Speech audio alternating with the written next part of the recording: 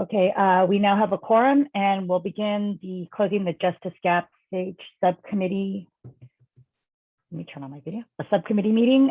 This meeting is being recorded, and with permission of the chair, I will take roll call. Mary Baldwin. Here. John Lund. Here. Andrew Arruda. Judge Wendy Chang. Here. Dan Grunfeld. Yes, here. Eric Helland. Here. Wendy Musso. Here. And Jim Salmon. Here. Thank you. And Mimi, I note that Andrew has now signed in. Yes. And everyone, I didn't mean to rush us. I didn't realize it was only like literally 1:01 when we started. So sorry. No, not a problem. If you're not right on time, you're late is usually my approach as well. Okay. So Mimi, do we go to public comment now? Yes, if there's any members of the public that would like to give public comment, please indicate by using the raise hand function. And it looks like we have two people. First, we'll start with Leonard. You'll have 2 minutes to talk. Great, thank you. Can you hear me? Yes. Yes. Thank you. I am shocked and dismayed and outraged to see that this subcommittee is considering waiving outright, if not modifying greatly, many protections that are in place to protect consumers in the rules of professional conduct, including the requirement to reasonably consult with a client about how to accomplish the client's objectives, the requirement to promptly communicate all terms and conditions of written offers of settlement to clients, fee divisions among lawyers, the requirement not to reveal a client's secrets, the requirement that a client should have independent representation in any business transactions with the attorney, the ban on clients giving attorneys substantial gifts, the ban on aggregating client settlements, the requirement to decline representation or withdraw from representation where the lawyer knows or should know that the client has no reasonable claim or defense, and the proposal to modify rules governing attorney-client trust accounts. And I don't know exactly what form that will take, but the fact that it's being considered at all on the very day that Law 360 is reporting that Girardi Keese owes more than $100 million to former clients, co-counsel, businesses, and lenders is absurd to me, and it's outrageous. These protections are not, they're not unnecessary regulations that need to be dealt away with. They're consumer protections that are there for a reason. Let me remind the subcommittee that the very group of people who this program is supposed to serve, the underserved, those who fall below the federal poverty line, returning veterans who have served their country honorably, grandparents, undocumented people, people who don't speak English, people who don't know the law, people who absolutely need representation, need these basic protections, and the idea that they could be stripped away shows that this program tends to be more about commoditizing people's personal data and mining their data for exploiting them for economic gain, rather than actually pursuing justice, which is what my clients ask me to do every single day. Thank you.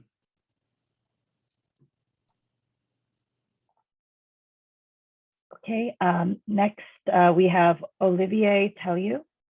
Olivier, you have 2 minutes.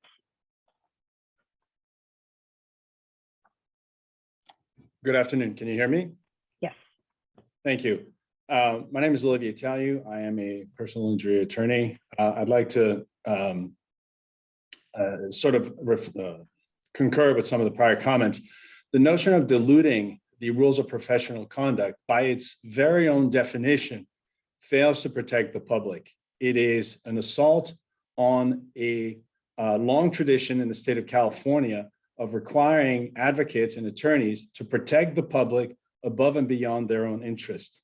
In conjunction with some of the changes that are being proposed, which is to have sharing of fees between lawyers and non-lawyers, what the committee is essentially approving is not just the commoditization of the services, but it is the putting of profits over people.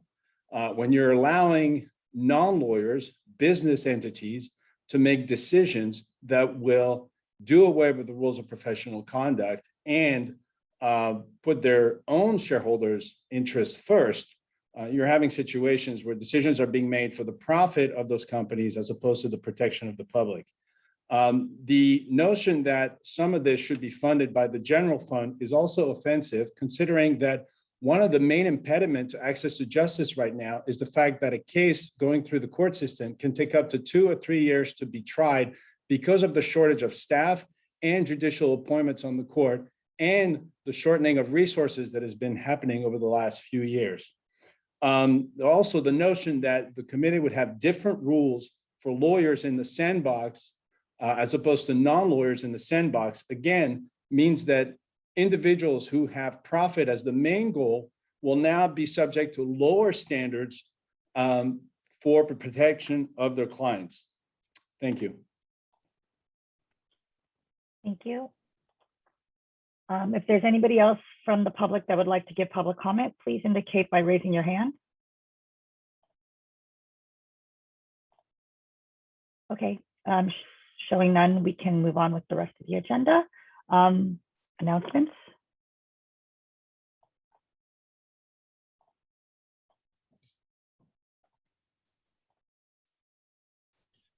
Are there any announcements? No announcements from staff. Okay. And there's no staff report either, Randy? No staff report. Okay.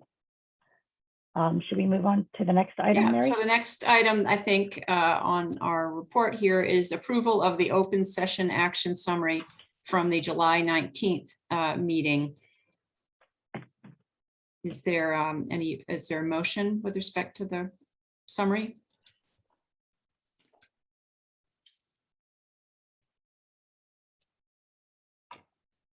So moved. Okay, I've got a motion to approve. Is there a second? Second. Okay, Thank you, any John. discussion? Okay, Mimi, Okay, Mary Baldwin, approve. John Lund, Approve. Andrew Ruda, Abstain. Wendy Chang, Okay. Dan Grenfeld, Approve. Eric Helland, Approve. Wendy Musil, Abstain. Jim Salmon. Approve. Okay, thank you. Great. All right, thanks, Mimi, and everybody. Welcome to our meeting. Today, we're going to try to move the discussion on some of the issues that we have been looking at over the past few months, including some that we talked about at our last working group meeting. And we're going to, we've kind of taken a look at some of the discussion there. We've made some revisions. We'd like to discuss those here in our committee and then, of course, bring them back to the working group for the next meeting. We've got 3 items on the agenda. Well, so 2 of the items that we're talking about today of the 3 are what I just described, where we are continuing work that this committee has already begun. The 3rd item is more of a preview of what's coming. And that's the last item on the agenda. We're going to actually switch the order here. And I'd like to take the first, as what we cover first in our meeting. I want to take item B, which is discussion and possible action on a subcommittee recommendation for risk-based approach to regulation for a sandbox. So we will turn first to item B. We'll go, and as our second point of business, we'll consider what's listed on the agenda as item A, and then we will wind up with probably what's going to be a fairly short discussion and very preliminary one of item C. So John, do you want to walk us through our first agenda item? Sure, happy to do that. Hello, everyone. The material we're going to be talking about is actually going to be found beginning at about page 8 of 21 of the board pack of the packet for today. It's a memo that's dated August 4, 2021. And it is the recommendation, which actually was shared with the entire Closing the Justice Gap group at its last meeting, but it now comes before us for some further discussion and hopefully with whatever revisions are needed, an adoption on this point. The subject matter, probably should halt for a minute and thank Jim Sandman for doing the laboring work on this to put together the recommendations.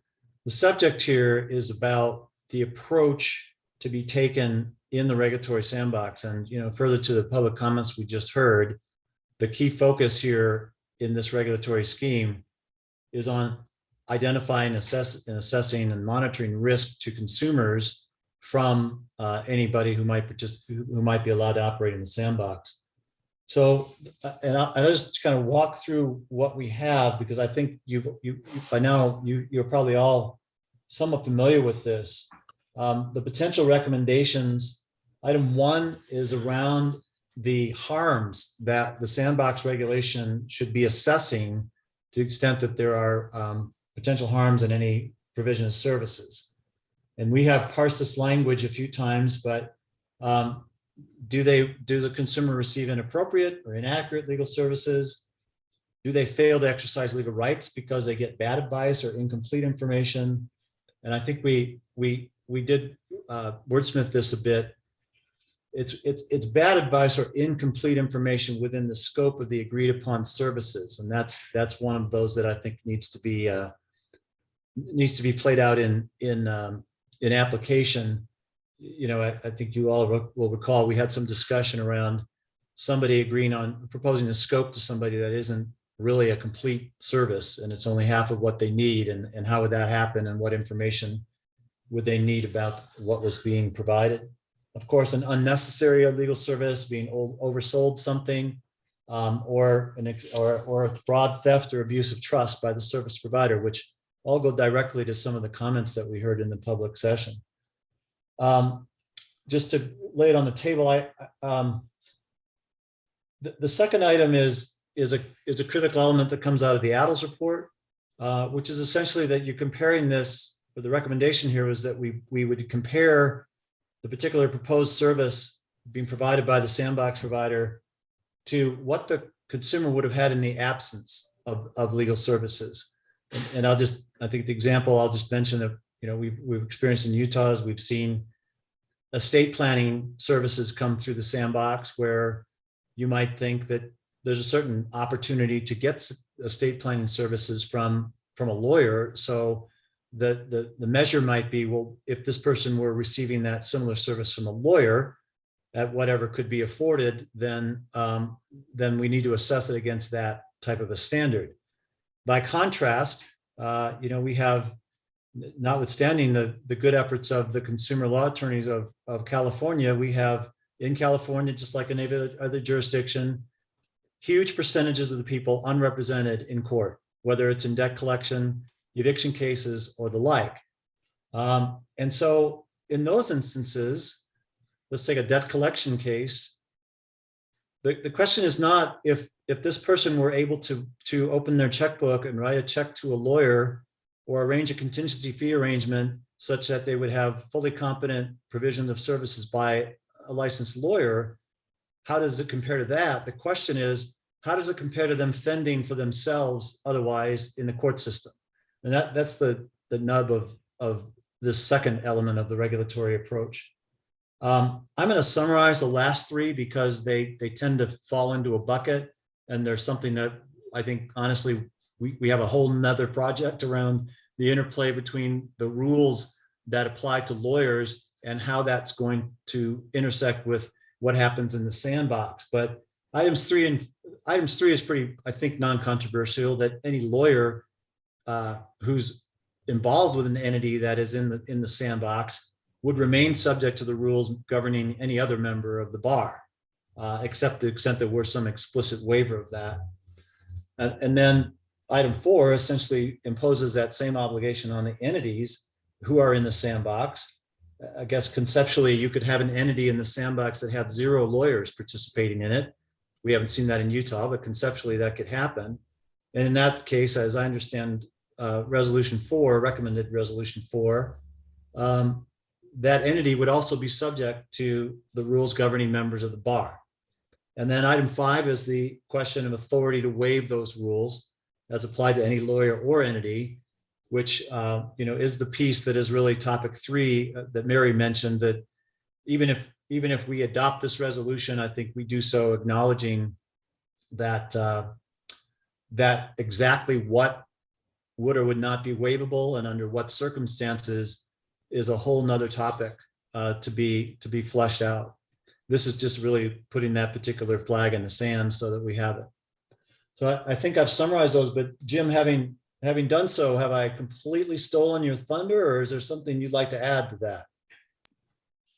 You pretty much stole my thunder. Okay.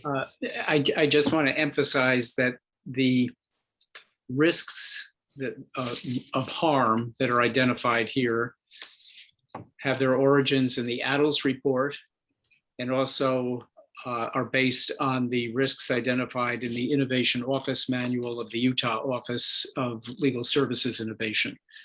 I think they also reflect some input from Crispin Passmore and the discussions that we had previously. We had a prior draft of this. We added, for example, item 1D as a result of the prior discussion.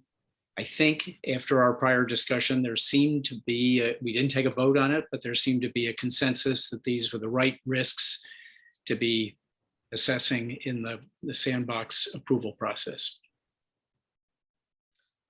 So the structure, thanks, Jim. The structure we have here is that ultimately it is up to the working group as a whole to decide whether to accept this set of guidelines for how to do regulation in the Sandbox.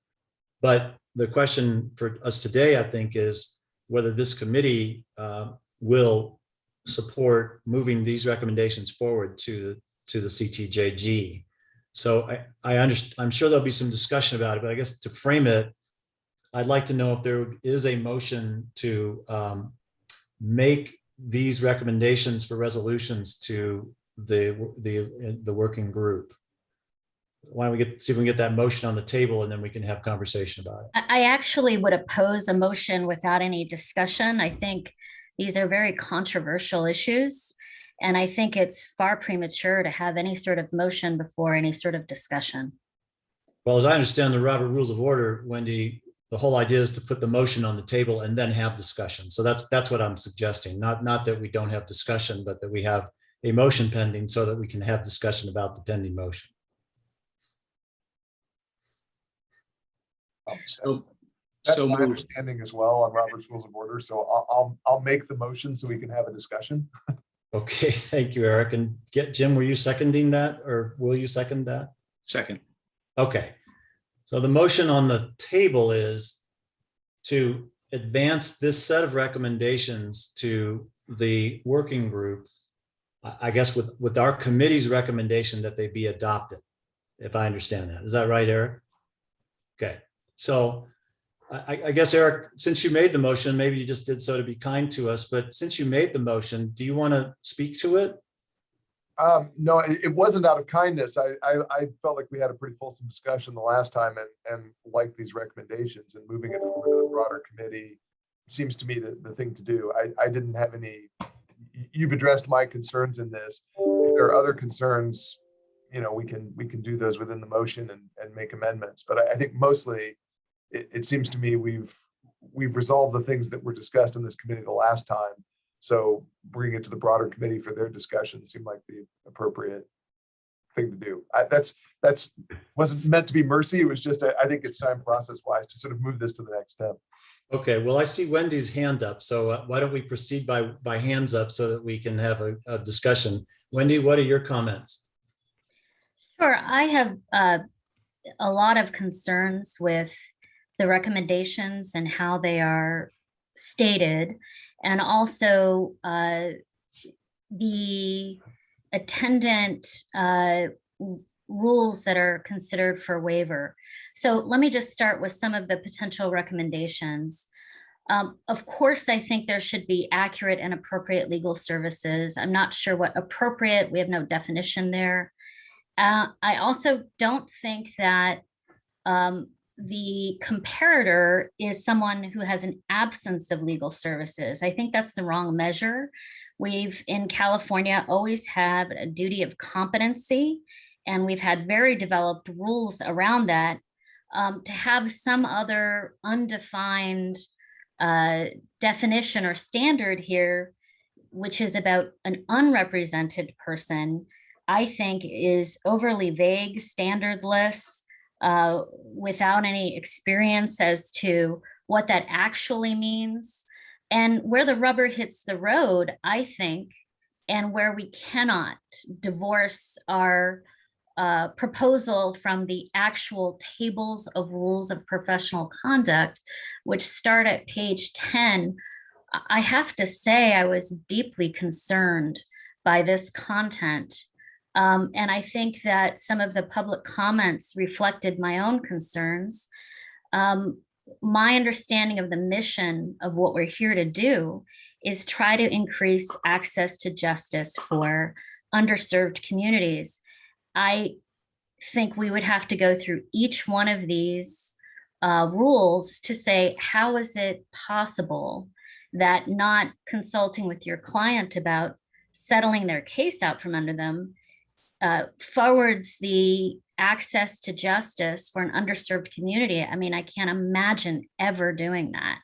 Similarly, some of these other, diligence could be waived, communication with clients could be waived, communication of settlement offers could be waived, and the list goes on and on. I mean, I think rather than having vague pronouncements, we need it to be very specific about what we're proposing here. And what I'm seeing is deeply concerning. The confidential information of a client, for example, what specific confidential information? There are constitutional issues here. For example, financial information, medical records, personnel records, those are all governed by the California Constitution, Article 1, Section 1.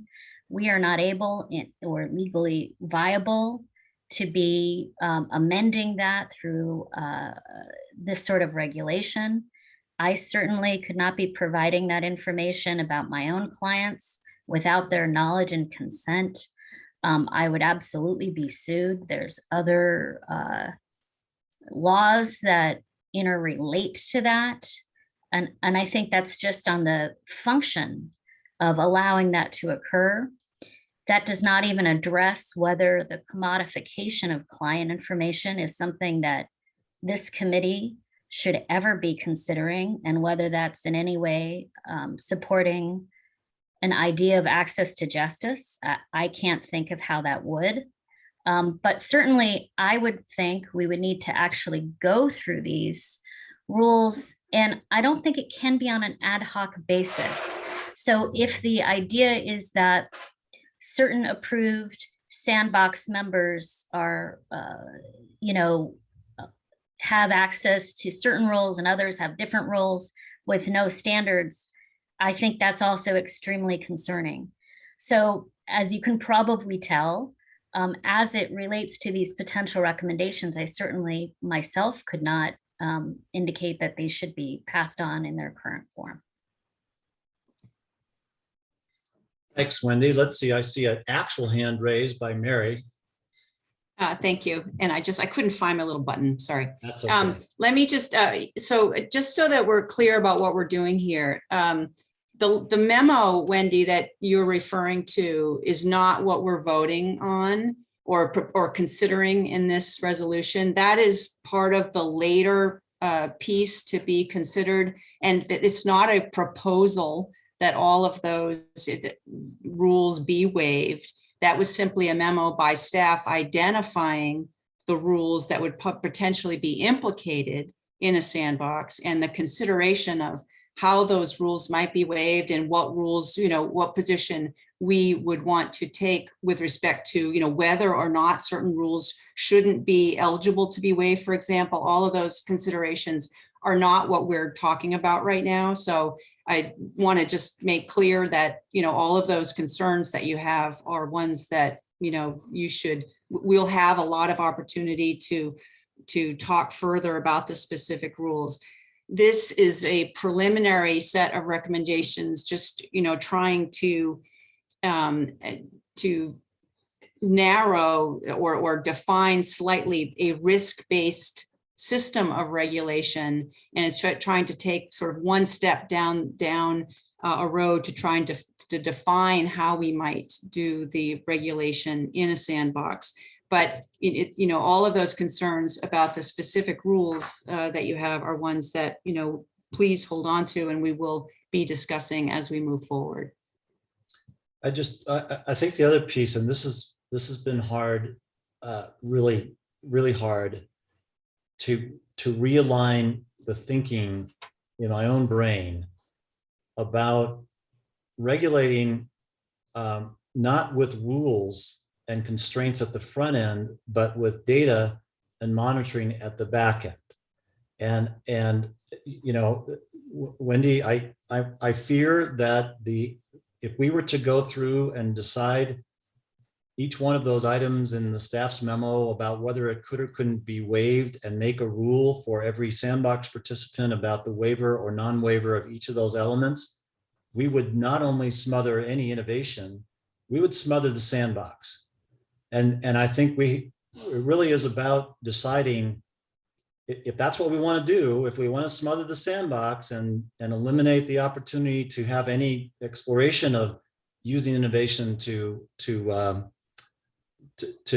close the access to justice gap, so be it. That's not the choice that we made in Utah, and we don't have people, running out of the place with all sorts of horrific stories over not having had the rules. And the answer is because we're watching what our applicants are doing much more carefully than a lawyer who's licensed is watched. And we have the data to know if there is indeed harm being caused. And I think that's a hard thing for all of us to imagine, that we aren't going to write the rules up front. We're going to let the innovation happen and determine if there is some harm coming from it. So I don't think that's a total answer to the concerns you're expressing by any means. But I think it's a hard sort of change in the way we're thinking about things to switch to this. This is something that the sandbox would have to articulate ways to follow and answer if there's good or bad advice being received, answer if there's an overselling happening. So anyway, you have your hand up. So, and then after you, Andrew. Great, thank you. I appreciate that this is about page 8 of the materials, but my comments do go to subsections 2, 3, 4, and 5 specifically and substantively. And so while I can appreciate that we're not going to, although I think we ought to, go through the rules that it relates to, it does state a general willingness to waive the rules, and it appears to me on an ad hoc basis. And I think that is the wrong direction for any regulatory agency, and certainly not.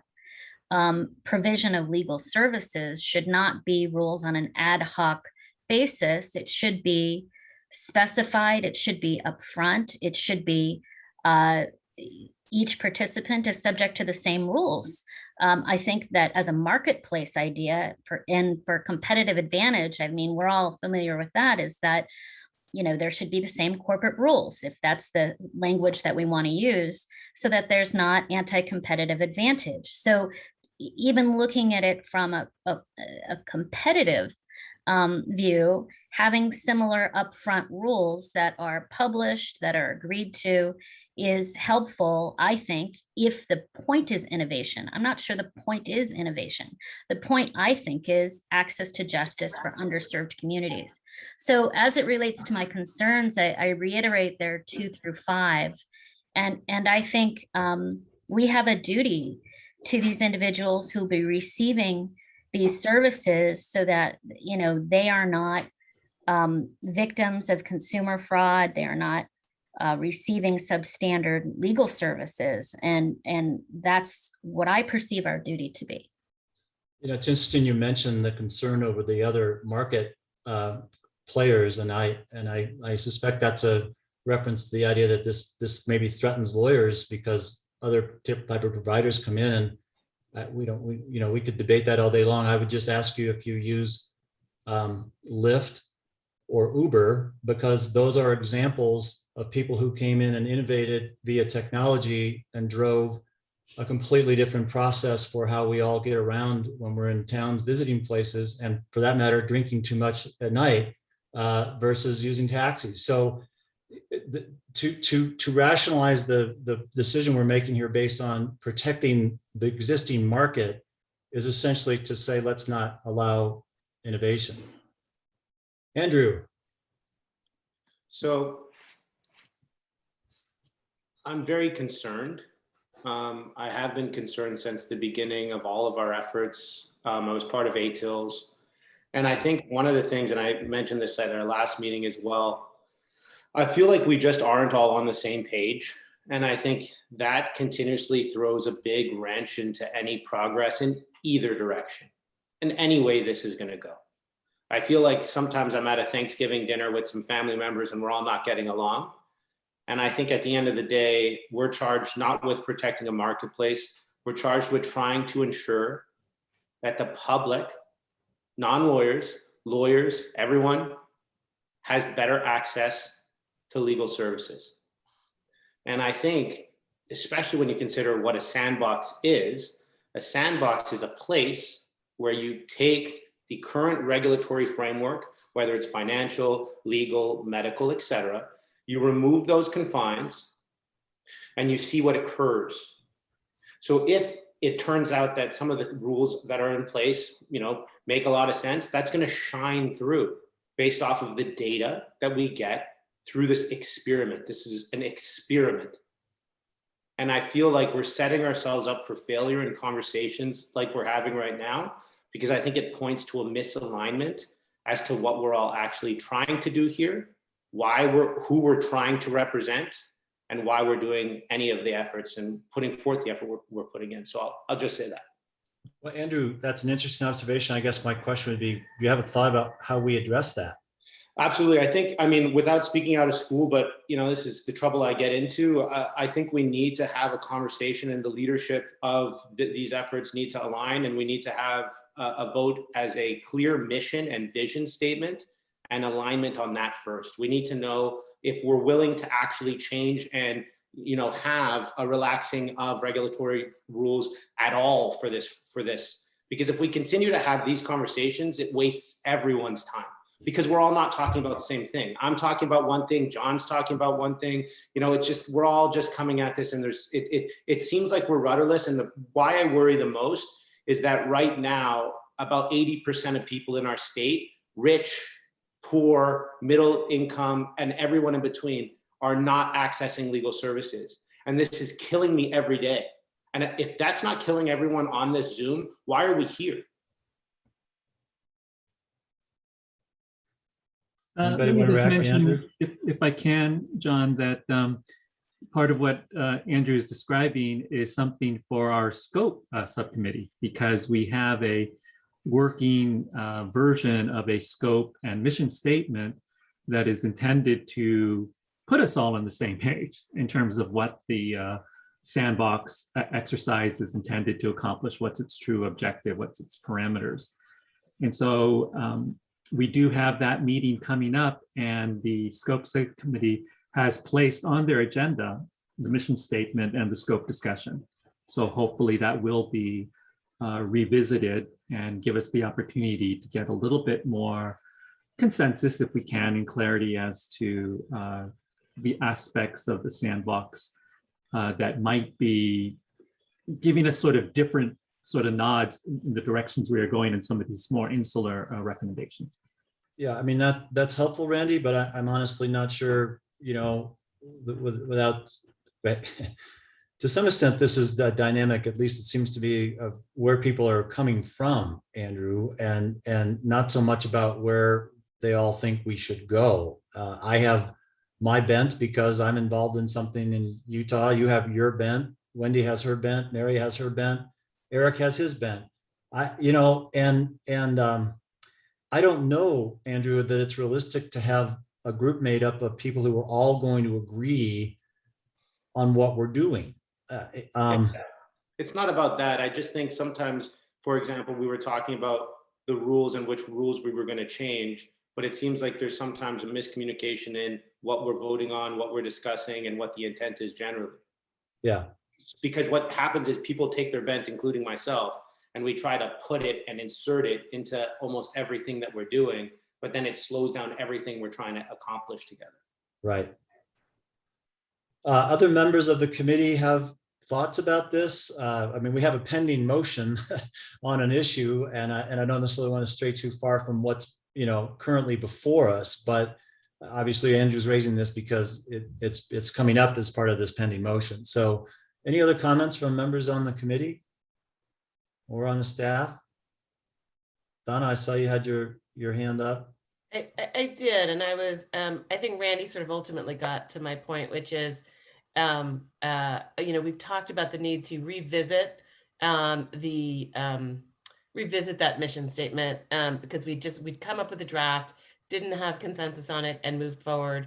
And we know we need to revisit it for the very reasons that Andrew was talking about, to make sure that there is an understanding of the direction the group is marching toward in terms of what is it we're testing here? What's our purpose? Are we testing, a variety of innovations that could ultimately, if it's demonstrated that they're not harming the consumers, they are successful innovations that could ultimately expand access to justice for at all income levels? Or are we testing innovations that are specifically addressed for people of modest means, and not sort of broader, right? I think those are two very different perspectives. And when we talk about the underserved, even that, and Andrew was making this point too, what's the underserved? Because our Justice Gap study tells us that people aren't accessing lawyers up and down the income scale. And so understanding what we are testing here, I think, I have my perspective of the direction that I hope we would be moving in terms of what we're testing. I'm sure everybody has sort of their perspective on that. And I think that is something that we probably do, we do need to identify the direction that this working group is heading in, so that the other things can fall into place. Because I share some of Andrew's concerns that we might be spinning if we are continuing to have this discussion. We may not all agree with the direction that we come up with, but understanding sort of what the direction is that the sort of majority of the working group is setting what path we're setting off on, I think will help streamline some of these other follow-up discussions. Eric. So just a quick point. I agree with everything that's been said. And I'm glad I'm not on the committee thrashing that out. But I guess the one thing I would say is, as I read these in light of whatever direction they go, these still seem like the right, sort of way to assess risk to me, even if this is narrower or broader. And maybe that is our fundamental disagreement. But I guess I would point out that, and maybe it's just because I made the motion, I still think almost whatever that, the decision for the scope is, these still strike me as the right way to think about risk in a regulatory sandbox, for the reasons that Andrew mentioned, that if this is a way to experiment with which of these requirements we relax and how those impact the access to justice, broadly or narrowly defined. So I guess, Jim and John, I like your list. I stand by my motion. How about that? Okay, and I'm getting close to maybe calling that motion. I do want to make sure that I think we're at least all on the same page about what we are and are not saying around waiver of the rules by making this set of recommendations. I don't think we're saying that any particular rule should or shouldn't be waived. I think we're just creating the element that there may be instances where a waiver could be considered appropriate. Now, I'll give you one tangible example, and you guys can react to this. We have a provider in Utah who is doing the process of helping people with their traffic tickets. And it's a third-party entity that helps, bring in the customer that needs the ticket fixed, but they ultimately engage counsel for them. And the attorney essentially handles the ticket for some flat fee or whatever the arrangement is. That entity came to us and said, we're going to collect all the money that the client is going to pay for the legal service at the outset, and we are going to hold it. Now, if a lawyer holds that fund, we all know that lawyer has to hold it in the lawyer's trust account until the fee is earned. The entity asked us to be allowed to waive that requirement for lawyers working with them on the terms, on these terms. They said, we're going to hold those funds. We're only going to provide a portion of those to the lawyer as the lawyer provides the service, because we find that if we pay the whole fee over to the lawyer, we have trouble getting the lawyers to actually move forward and complete the work. And so we would like permission to hold those funds on our side of it with due protection of, no commingling and all of those things that would be of concern. And we are also agreeing to fully refund the customer if the customer doesn't get the service from the lawyer. So I guess I just use that example because somebody mentioned being concerned about dealing with things ad hoc. Not every applicant has that type of need. So it doesn't make sense to necessarily waive that rule for every type of service. But at least in that instance, the court decided that that waiver with those conditions was permitted. So at least the way I read this proposal around 3, 4, and 5 around rules and whether they would or wouldn't be waived, it's to accommodate that type of an arrangement. And I just wanted to see if anybody else is thinking about that differently, or is that sort of how you would all understand where this leaves us? And if you don't want to answer that, we'll just go to Andrew. So just a quick comment. Regardless of the scope that's agreed to by the full group, I do think these recommendations are going to be applicable in any event. And I think hearing Wendy's comments, I'm not sure if her concern is with the use of the term regulator in 3, 4, and 5. And I focused on that more closely for the first time just now. And I hope this doesn't throw a big wrench in things, but I am curious, when you say regulator, do you mean the Supreme Court? Or do we mean the regulator should be able to recommend to the Supreme Court the ability to waive these requirements? I mean, I think we have a whole different structure and governance memo around the extent to which the Supreme Court will or will not, cede its authority or delegate its authority to someone. So I don't know that we're trying to answer that question here, but I'd be open to other people's reactions to Andrew's point. I agree with you, John. I think that, and it's a good question, Andrew, but we're not intending to specifically say this is how the regulator carries out this decision right now, because that relates to that larger question of the Supreme Court oversight and how the Supreme Court delegates that and I don't think we need to answer that to deal with this larger question. Understood. I agree. I appreciate both your and John's clarification. That makes sense to me. Thank you. The way I saw the hands, it goes Dan, Wendy, Justice Tucker. Dan? Thanks, John.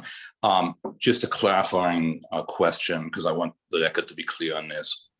If there's going to be a vote coming up on the motion, we're only voting on the risk-based approach memo, correct? We're not dealing with the waivable rules or the structure issue, correct?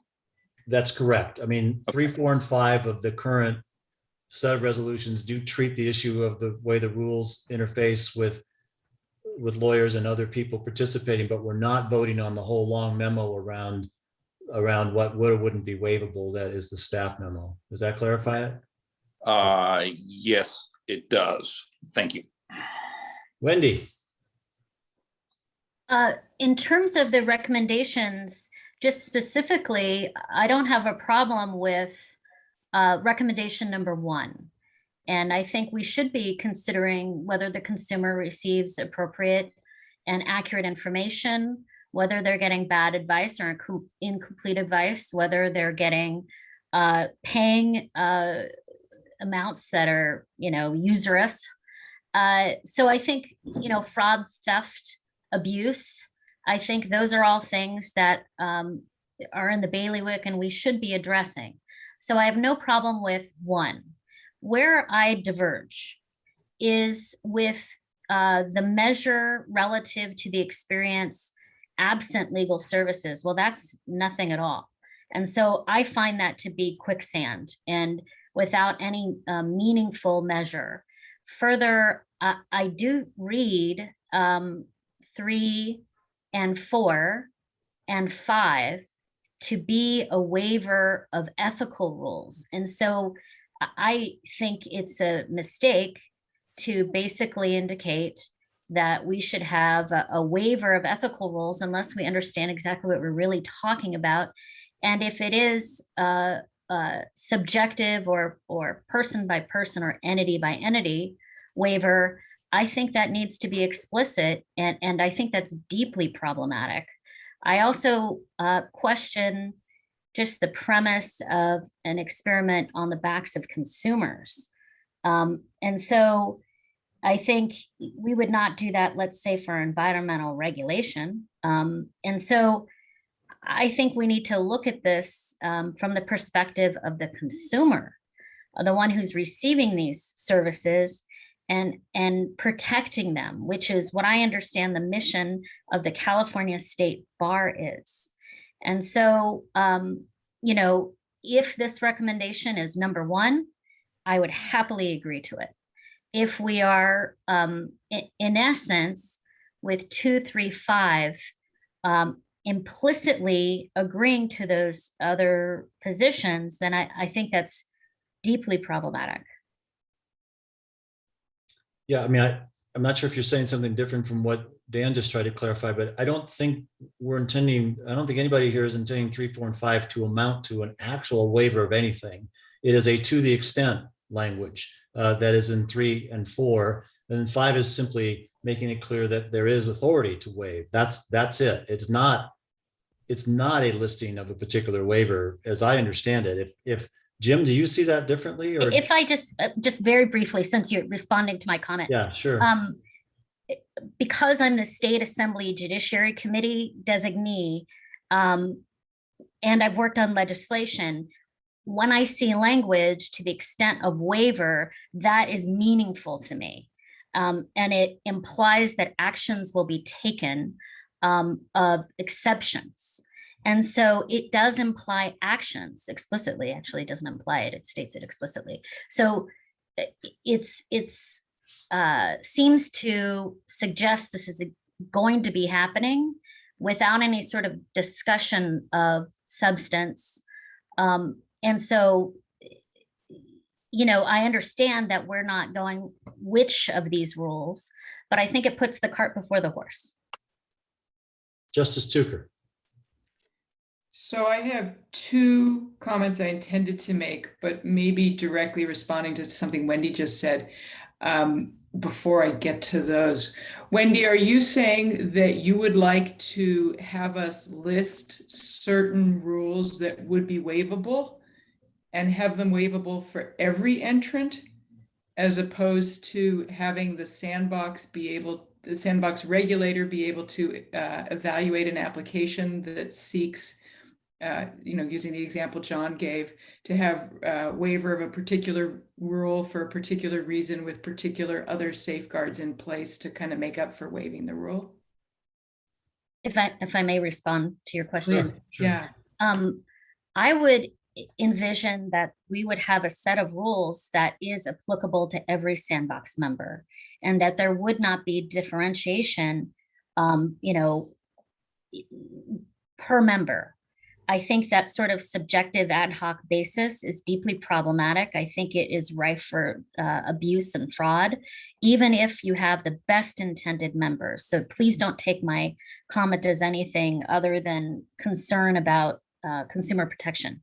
So I think it is a mistake to approach it that we have some unstated rules for certain market participants, particularly where we are not disclosing any sort of conflicts of interest. And it appears to me that you could have folks with interests on both sides of a legal dispute. So you could have a company who is assisting people on the plaintiff and the defendant. I mean, I think it's rife for abuse, and the person who would be harmed is the consumer. And I think we have to keep every decision we make focused on the consumer and their protection, which I think is what the state bar is supposed to be doing. It's not protection for attorneys, it's protection for consumers. I actually think that's a point we have agreement on. And the difference is perhaps that most, if not all, of the others on the call have either for a long time been used to the idea or have come around to the idea that the sandbox entrance would put in an application seeking specific waivers and receiving specific waivers of specific rules after persuading the sandbox entity that it was safe in their circumstances to do that. So I think we are definitely agreed on the need to protect consumers, but we have many on this call have a different idea of how the sandbox goes about protecting the consumers. It might be useful if you think that the set of rules that can be waived ought to be set forth in advance and apply to all participants, that you think about and let us know which rules you think are waivable and which rules in every case, and which rules you think would never be waivable. I would at least be interested to see that. Justice Tucker, do you have some other notes you want to make? I do. I had two completely other points. I'm sorry. That's So fine. I'm moving to those. On number 4, entities participating in the sandbox should be subject to the rules governing members of the bar. I'm having trouble, except blah, blah, blah. I'm having trouble understanding this one and would like just a little bit of explication, because for the most part, I think the rules governing members of the bar apply to individual attorneys rather than to entities. And I recognize that some individual attorneys, given their roles within an entity, have additional responsibilities, but I'm just having a little bit of trouble understanding quite what we mean from 4. So that's a question that I'm hoping somebody can address. And then this is sort of in the nature of a question on number 2, the risk of harm to consumers should be measured relative to the experience the consumer would have had absent the legal services provided. I know we've talked a lot about whether the benchmark should be somebody who doesn't have legal services or someone who has, as Wendy was just talking about, the recognized standard of competence of legal services that we have already established in the law. So I guess one of the issues that I have about number 2 is, when we say the risk of harm should be measured relative to blah, blah, blah, do we mean by that when the sandbox regulator is deciding whether or not to allow a sandbox entrant to proceed, as long as the risk measured this way is less than the benefit measured however, that's what the sandbox regulator should be thinking about? Because it seems to me a completely different question to say, what standard should the sandbox entrant be held to when sued for legal malpractice? Should the sandbox entrant be held to the standard that a lawyer would have been if providing the same service? Or should the sandbox entrant be held to some, I think Wendy would probably say, ill-defined quicksand sort of a standard? And so I guess to try to bring it to a point, my question for number 2 is, when we're talking about how the risk of harm should be measured, for what purpose? For the purpose of deciding whether to allow somebody into the sandbox or for some additional purpose? So can I address that point, John? Sure. So Justice Tuga, those are good questions. My understanding of numbers 1 and 2, when we look at the risk of harm, I understand this to basically be framing a sort of criteria for participation or admission, participation in or admission to the sandbox. So we're looking prospectively at trying to assess risk. The question of kind of compliance and or sanction for sandbox participants, that would be a different one. We wouldn't be looking prospectively at risk probably in that instance. We would be looking at some actual experience, and we haven't fleshed out that aspect of the regulation yet, but I think that would be a different framework. Thank you. And Jim, if you have anything to add or disagree, please weigh in on that. I agree with that. I'd add another point. The last part about what the standard is relative to the experience the consumer would have had absent the legal services provided. That last phrase refers to the legal services to be provided by the sandbox applicant.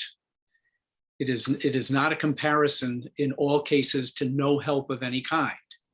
It's like the situation that John described in Utah, where they have an estate planning applicant, where some of the consumers using that service might have used a lawyer, in which case that would be the comparison. Is that right, John?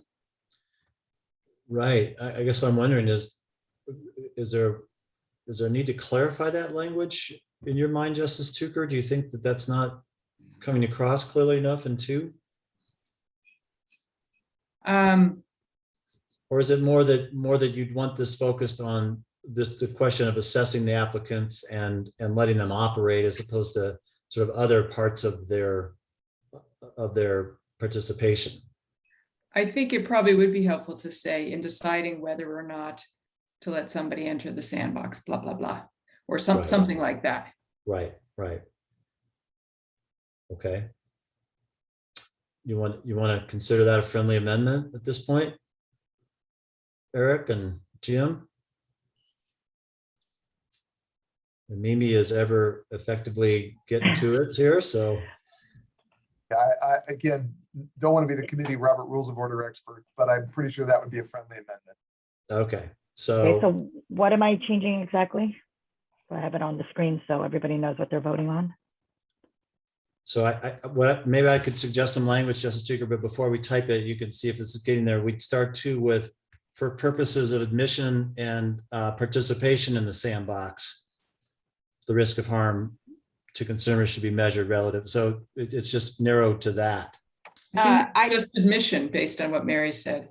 Okay. Yeah, and I actually I'm going to suggest something a little different. Just throw it out. Since number 1 and 2 frame risk to be assessed for purpose of admission, why don't we combine 1 and 2, make number 2 E, and then start the whole thing with for purpose of admission.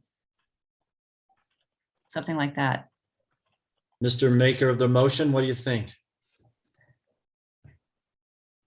And say the sandbox regulator. Friendly. I'm still feeling this is a friendly amendment. Okay. But I don't know that it is parallel to A, B, C, and D. That's right. Because A, B, C, and D are specific kinds of risk. Well, maybe that's. So maybe that's just right. use that same preface for 2 and leave 2 the way it is. Okay. Dan, I see you have your hand up. If you have some thoughts on this, please feel free to weigh in.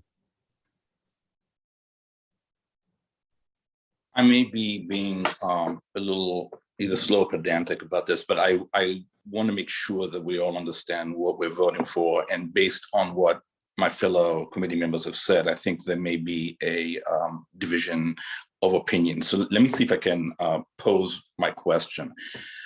Are we, and let me pose, let me take a concrete example. Point number 8 of the waivable rules talks about communication of settlement offers, and the recommendation from the state bar staff is it might be okay to waive. Okay. No. I'm sorry, go ahead. We're not talking about, that's not on the table. He's It's not a accusing us- proposal. Let me finish. Let me Okay, finish. all right. Let me finish. Okay. Number 5 talks about the regulator shall have the authority to waive any rule governing members, et cetera, et cetera. So my question to you is, are we having a general proposition that basically says that the regulator would be able to waive all those designated rules identified in this document? I, for example, putting my cards on the table, don't believe that should ever be, number 8 should ever be waivable. Or is that something that we're going to be able to come back to as a subcommittee in the committee in a whole in terms of identifying those rules that may be waivable down the line? Because the answer to that question may determine how I vote on this particular document. No, it's a great question. And I think we absolutely want clarity around this, however people are going to vote. I do not think we have, or maybe this is just a confusion of the way the packet came together. I don't think we're trying to connect that memo from staff to this principle at all. So I don't think in voting yay or nay on this, you're taking a position about any particular rule being waivable or non-waivable. Secondarily, and maybe this is a different subject, whether the CTJG ultimately is the one to identify what is waivable and what is not, may be an open question. That it's been characterized as ad hoc, but the Utah practice there is to have the court determine that in the context of the applicant that's before them. I guess primarily to eliminate the need to have, as maybe Justice Tuka was alluding, long lists of rules that are or are not waivable, which really don't pertain to a lot of the business models at all. So I'm not sure that's totally answering your question, Dan, but I certainly don't think of 3, 4, and 5 as doing anything other than setting up this structure about expectations that lawyers who are participating in a sandbox entity remain subject to the rules of professional conduct, just like any other member of the California bar, that the entities are subject to those, and that it's all subject to the regulator having the authority to waive a particular rule in a particular circumstance. And if that isn't what people think this is saying, maybe we need to work on the words a little bit. Mary, what do you think? So I started out, and clearly this is not clear. So, apologize for any distraction from what we have on our agenda here today. This was not intended to encompass consideration, let alone decision on waiver of rules. The staff memo is directed to item 3 or C on our agenda, which is a separate item. And we do not want to be considering the specific question right now of what rules may be waivable, what may not be waivable, to what extent does the regulator have authority. And I do see item number 5 here may be creating some of the confusion because it says the regulator shall have the authority to waive any rule. So my friendly amendments would be to take number 5 off the table, out of the proposed resolution for approval, and vote on items 1 through 4 with numbers 1 and 2 amended as I think we have. I don't see it on the screen anymore, but okay, there we go. So that would be my proposal, because we've spent a lot of time already talking about this, and to the extent we've created confusion around this, I apologize, but this really wasn't the intent to be having us bogged down right now discussing which rules should apply and which shouldn't.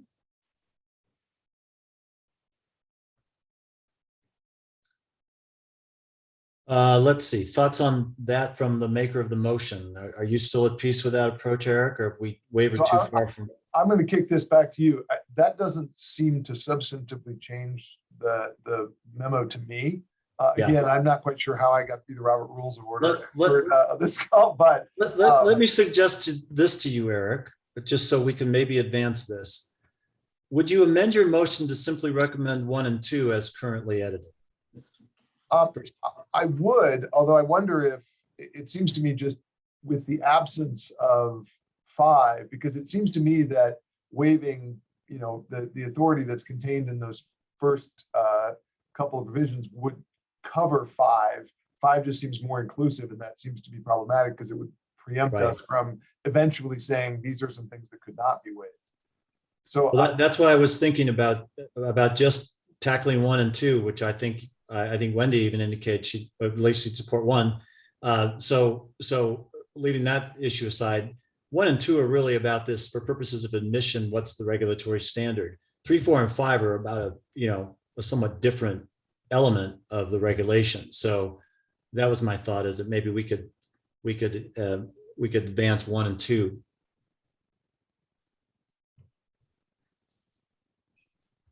why don't you take a couple questions and let me think for a minute?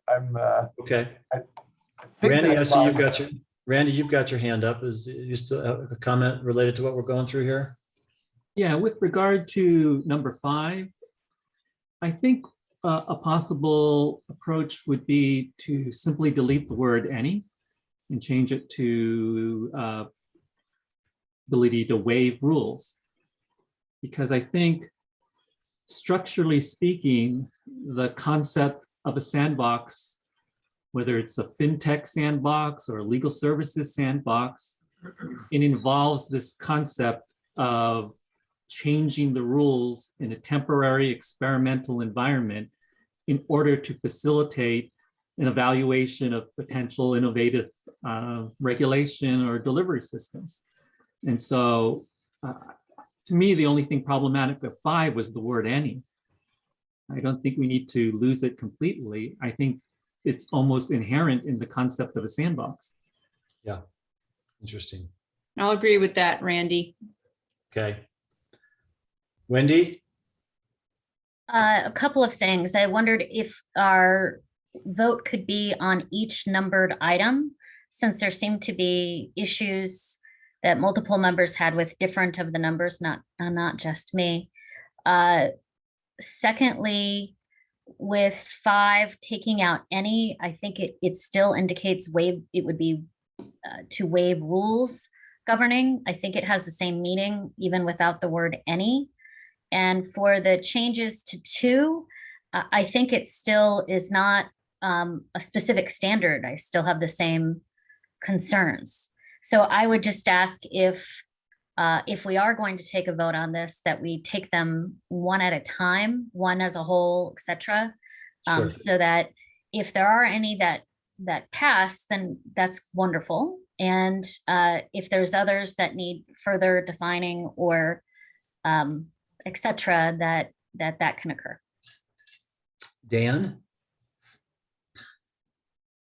I would suggest that, at least as I can sense the room, there's still major divisions on number 5. So somebody proposed that we vote on 1 and 2, and I would support that. I don't know if that's a friendly amendment or a second one.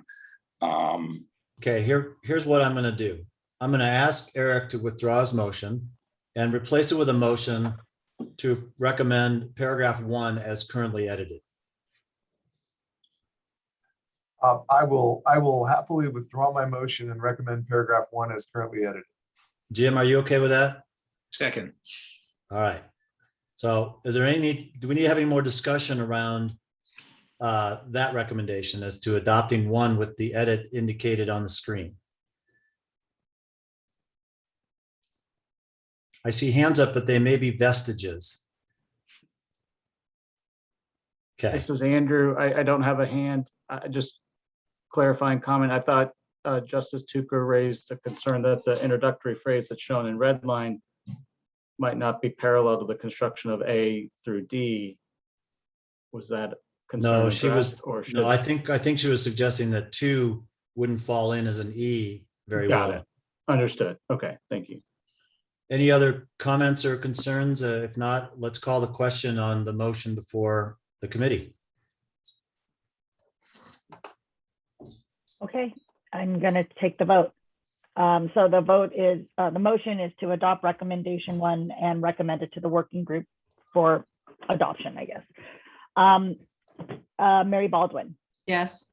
John Lund, Yes. Andrew Arruda, Yes.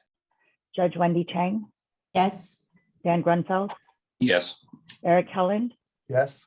Wendy Mussel, Yes. Jim Sandman. Yes. Okay, thank you. Sounds to me like not only the motion carries, the motion carries unanimously, Andrew. Thank you. So now let's tackle 2. Eric, would you want to do us a favor of a motion on 2? Continuing my role for the day, I move motion that we adopt recommendation number 2. Okay, Jim, Second. discussion.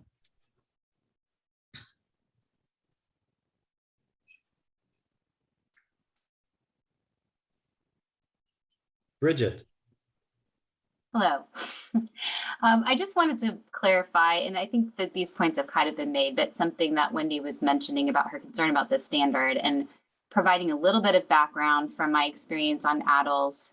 There was a lot of thought and discussion that went into this as a comparison standard before it ever made it here. So I just wanted to give you that comfort. I know it sounds like it's different than what you're thinking about now, but it's not something that we put in there lightly.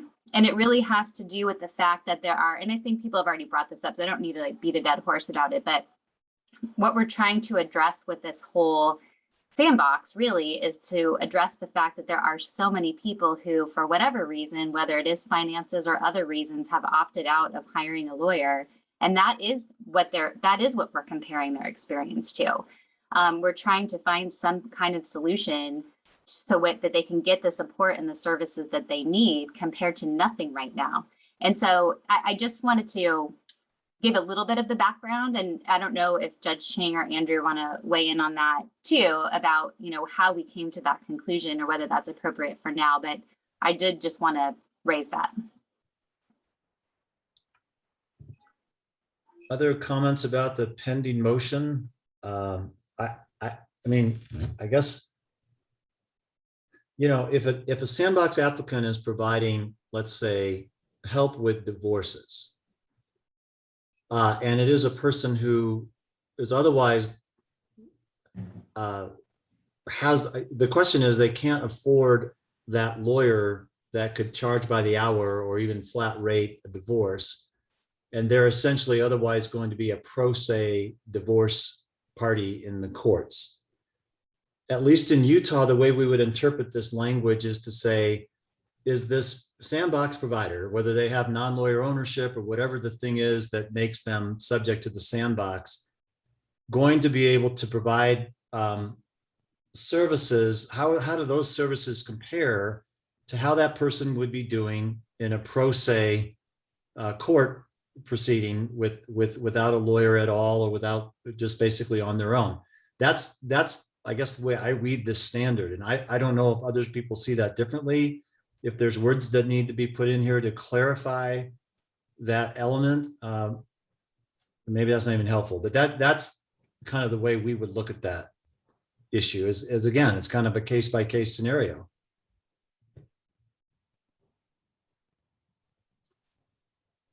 Okay. Any other questions or comments on the pending motion? Justice Tucker.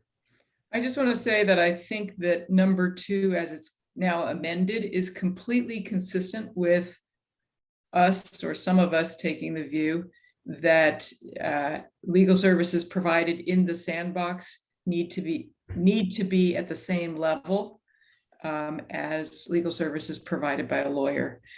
And I say that because I remember Crispin's study about people who had their wills prepared by a solicitor and people who had their wills prepared by a specialist in will writing who was not a solicitor or any other kind of lawyer, and that actually the 2 kinds of professionals did the work at the same level, even though one was a lawyer and one was not, just because of the advantages of specialization for the non-lawyers who were doing the same work. And I think, consistent with Wendy's point about we don't want to experiment on the back of consumers. There are many of us, and that we don't want a standard that is completely ill-defined in the law. I think there are many of us, or at least some of us on this committee, who believe that the standard of care, or the standard of liability, if you will, that Sandbox entrants should be held to is the same standard that lawyers should be held to for providing a similar kind of service. So I think that view is consistent with allowing these folks into the Sandbox in order to do their thing and demonstrate their service, but they're not going to last in the Sandbox if the services they provide are not up to snuff. Yeah, I mean, I apologize that these analogies are not helpful, but I don't think the Uber driver, has an excuse but to comply with the traffic laws, just like the taxi driver. There's no difference in that expectation when they're out there actually doing the service. And if that's kind of the element of what you're saying, I think that's a fair way to look at it. Okay, let's see. I see two Wendy's with hands up, but I'm not sure who came first. You guys can duke it out. Okay, Wendy Mussel. I was going to say, Your Honor, that the judge always goes first in my line of business. But I'm happy to go if Justice Chang does not wish to go first. But I think that Justice Tucker really raised some good points, specifically about the standard of care being similar to that of that exists for attorneys, and reiterating that it shouldn't be experimenting on consumers' backs. So I think those points that she just made are worth reiterating. And incredibly important to the work that we're doing. And I remain concerned about if we have some other standard, what is that other standard and how would that apply and in which contexts?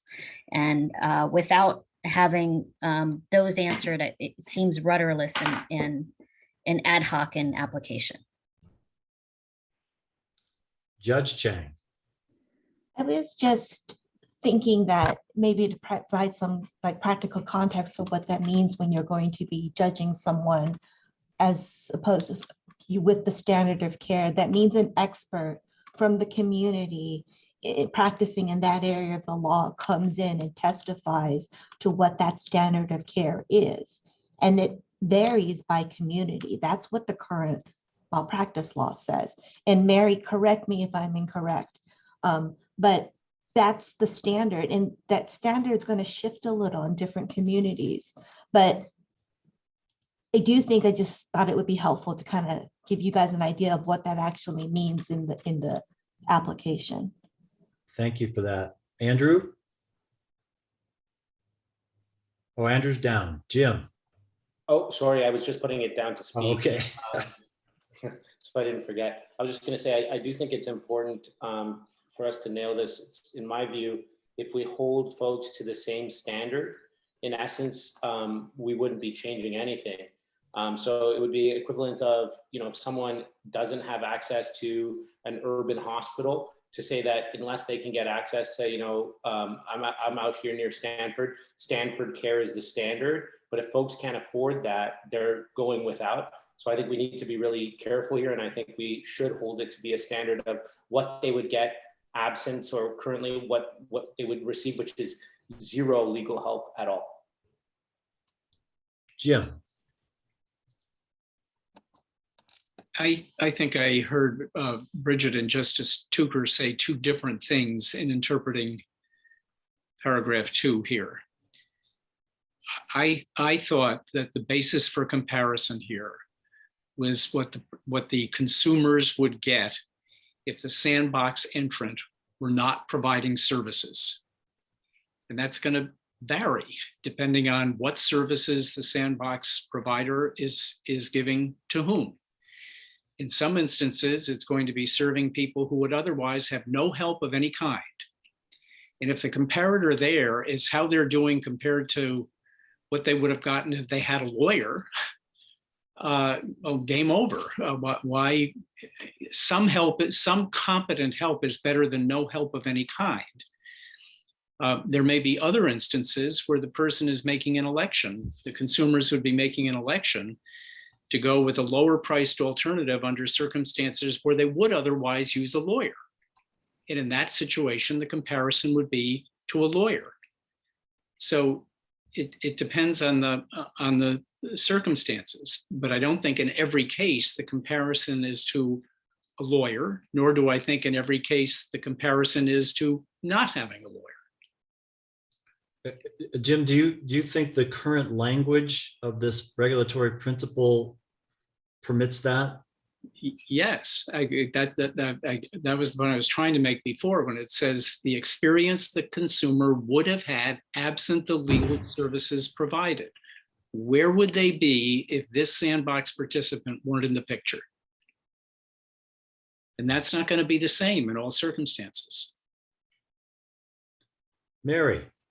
Yeah, I just want to guess tag team on that and just continue the point, which is when we're talking about standard of care, that's a retrospective standard whereby we're looking at, what someone did. And to Judge Chang's point, in a legal malpractice case, for example, you have an expert who talks about whether the attorney's conduct fell below the standard of care. That's looking back at the services provided. Here, we're talking about prospectively assessing whether someone should be admitted into the Sandbox. And this is the standard that we're suggesting the regulator use to determine whether or not somebody should be admitted. That's different than what standard of care they will be held to once they're in the Sandbox. And we could spend a long time, I think, talking about the standard of care, and we should, and we will. But I don't think that's part of what this is. Okay. Any other comments, points to be made about the pending motion regarding item 2 on the resolutions? Let's see, Jim, you still got your hand up, but I think that might be a vestige. Randy. Okay, so I was sort of reserving this to see if this vote fails, but if there's Well, if you want to hold on it until we find that out, that's fine. I've already outed myself, so I might as well proceed. But okay. An approach would be to modify it ever so slightly to say that a risk of harm to be considered by the regulator is the risk of harm to consumers measured relative to the experience the consumer would have had absent legal services provided. And so that tweak would be making this an includes concept as opposed to suggesting that it is exclusive and determinative.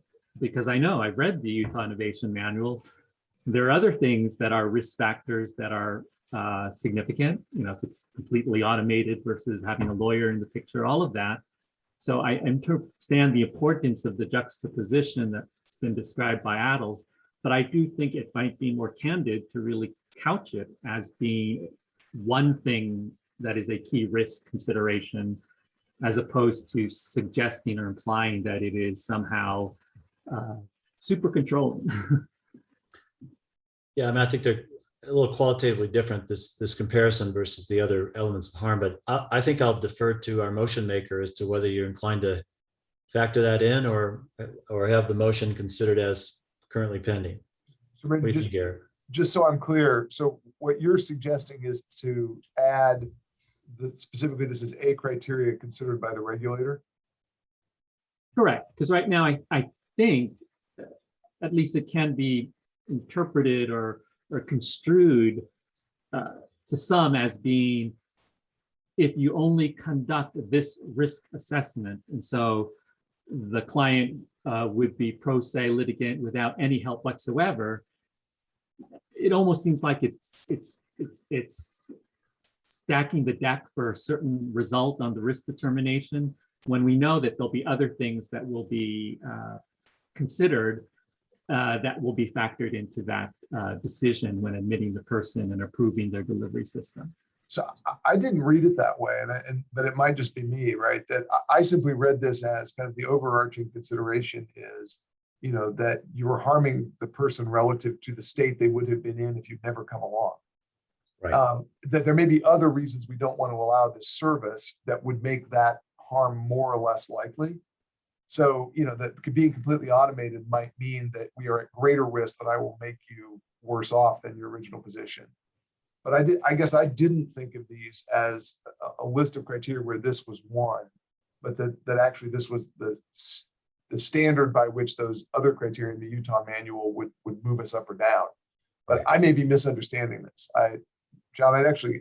No, I don't think you are, Eric. I think you're doing a better job of saying what I was trying to respond to when I responded to Randy. So I guess that's a way of saying I wouldn't amend this, because I like the standard as saying the first task of the regulator is to say, you know, we heard a presentation on some of the problems with automation and AI and things that could happen to consumers, and that in theory could leave you worse off than if you had never met whatever the entity is that is offering to provide you legal services. And so I guess that was my thought, was the first criteria was you have to demonstrate that at least you are going to improve the consumer's position. You might have factors that would make that less likely or cause us trouble, but I don't know, I guess. okay, well, then I think unless there's someone else with a burning need to say something, I'd suggest we call the question. But is there anyone else that would like to say anything further before we vote on the pending motion round 2? Okay, Mimi. Okay, so the motion is to, give me one second, adopt recommendation 2 and advance it to the working group for adoption as revised. Mary Baldwin, Yes. John Lund, Yes. Andrew Aruda, Yes. Judge Wendy Chang, Yes. Dan Grunfeld, Yes. Eric Helland, Yes. Wendy Mussel, No. Jim Sandman. Yes. Thank you. Okay, it sounds like that motion carries. Mary, I'm gonna call an audible here and suggest that maybe we consider tabling the 3, 4, and 5 discussion and move to the governance topic for the balance of the meeting time that we have. What do you think about that? I think that's a great idea. Okay, so I think we can just table it without a motion, right? Yep. Okay. I think that's our prerogative as chairs. Okay. Over to you, Okay. Mary. Okay, so of course I've now lost my memo here. Let's go over to item, what was item A on our agenda. I will try to pull it up here. This is the memo that we had drafted, then discussed at the working group meeting. We made some edits there at the meeting, and then we've made some further edits. So, sorry, I'm just going to pull it up. And what I'd like to do is, get, see if we're all in accord on the edits so that we can send the edited draft back to the working group for our next meeting. Oh, thanks, Mimi. So, but I still want to pull up my own copy. Okay.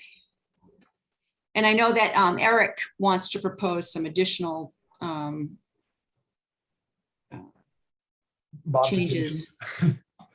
So Bridget, I feel free to sort of, this was Bridget and I working on some of the things that came up in the larger group. So one, I guess if, Mary, is it okay, just go through these, sort of in Sure. order? Okay. So the first one was on item 2, as with all existing occupational license board, there was a lot of discussion on this one about ways to sort of fund the sandbox. Bridget and my thought was this probably is going to be dependent on what the scope committee decides the scope of this is. And so our thought was, as a placeholder, that we simply change this to something that indicates that this has to be funded. And I think the idea is that we would all be in agreement that the worst outcome would be an unfunded regulator that would not be able to provide monitoring and adequate resources given the approach we're taking. And so our thought was to simply change this, remove the first sentence up to after the, however, to reliable, and then say reliable, and then we thought rather than startup funding, in that seemed to be somewhat controversial. Right now, you're not, are you looking at the revised memo? Because we didn't, the revised memo, Eric, doesn't use startup funding. That was changed. It was, I actually, I think I was, I still had startup funding, but initial funding, I think was what we had gone to, right? Yes. So then I'd even take out the however, and then just say reliable and issuing funding is necessary to ensure adequate resources for monitoring, data collection, analysis, and consumer protection. And then I think the question for this group is, do we want to specify sources of that funding, or do we simply want to leave this blank? And the reason we might potentially want to just end the item there is that if we go one direction in the scope, we may rely entirely on philanthropic funding. We may need funding from the legislature. If we go another direction, fees might be appropriate. And so, for example, I mean to speak for you, but I think our thought was this might be one where we simply end with the statement that reliable funding is required.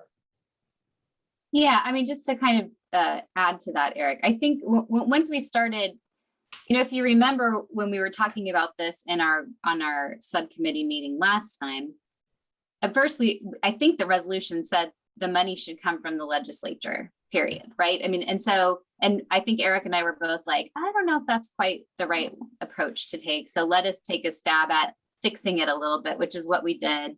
But I think people, rightly raised some concerns. And just getting back to like the, 30,000 foot view of I think what we're trying to accomplish by these resolutions to begin with is just, I think what we're trying to communicate, and the reason that I think that the original resolution had general fund money in there was that we wanted to be like a reliable source of money, because that is the consumer protection issue. We don't want to find ourselves in a situation where a sandbox is authorized, but the funding for the sandbox is not authorized. That is not public protection at all. That is not, we're not going to be able to do enforcement. We're not going to be able to protect consumers. It would just be like effectively a deregulation, which is the opposite of what we're proposing here with the sandbox. So just to kind of come back full circle, our thought was, as a resolution, I think what we're trying to say is we just want like a stable source of funding, and that has to be in place in order for the sandbox to go forward. So that was, anyway, that's kind of the evolution of our thinking about it,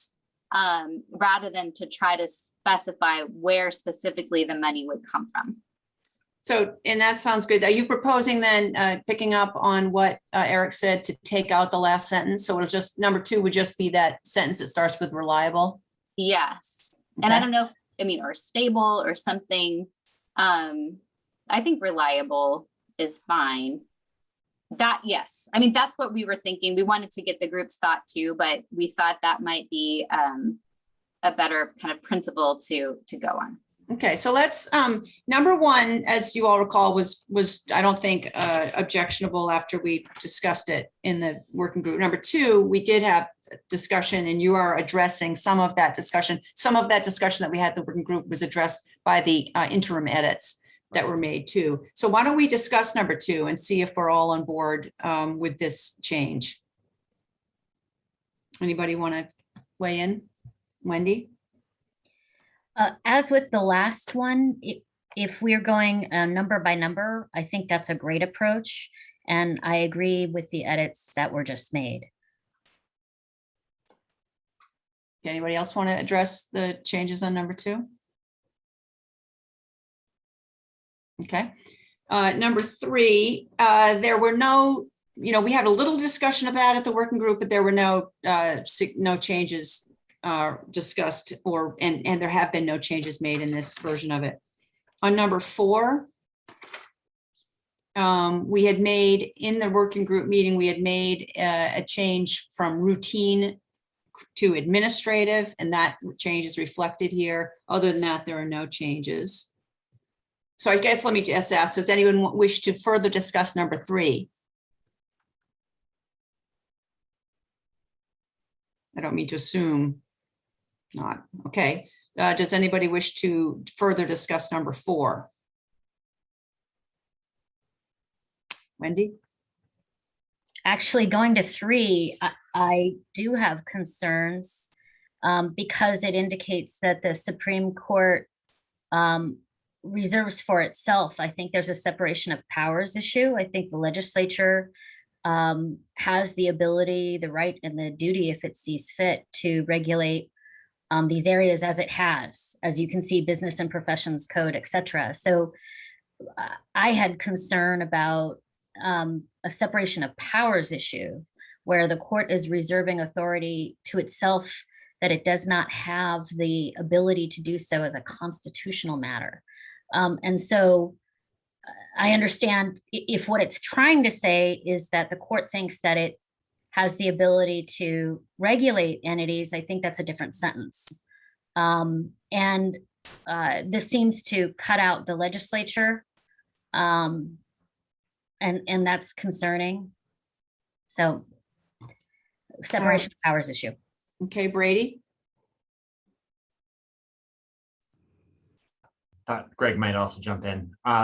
We've actually done some analysis on this, and it's shared regulation, but ultimately the Supreme Court has the primary authority for the admission to the practice law, and it permits it shares with the legislature. I don't have the law in front of me, but it allows reasonable regulation and co-regulation by the legislature, but the primary authority is the Supreme Court's. And I think that in making this recommendation, not only was that recognized, but I think as a political matter, none of this will happen without the authorization of the court and the legislature. Justice Tucker.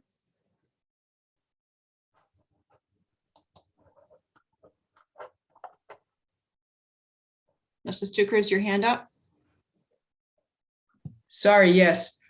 Same 2 points as Brady made, but please let's send Wendy a copy of the memo where we analyze this issue, because we obviously need to be careful not to be creating separation of powers issues. And as Brady said, nobody anticipates this project going forward without a vote of the legislature and the endorsement of the legislature. But it would be the court rather than the legislature who, on a closer to daily day basis, is exercising